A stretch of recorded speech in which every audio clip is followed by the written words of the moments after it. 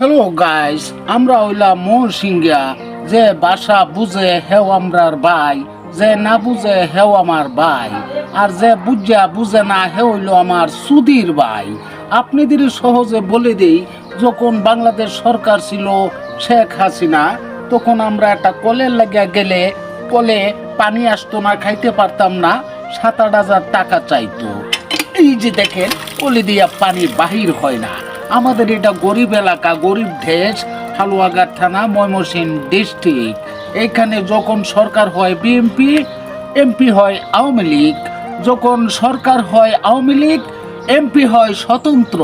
আমাদের দুর্ভাগ্য, কপাল মন্দ, নিজের পায়ে নিজে কুড়াল মারি দলীয় এমপি রাখতে পারি না, কারণেই আমাদের এই পরিচিতি। এই যে দেখতে পাচ্ছেন একটা টাটি, এই টাটিতে হাঁকু দেওয়া হয়।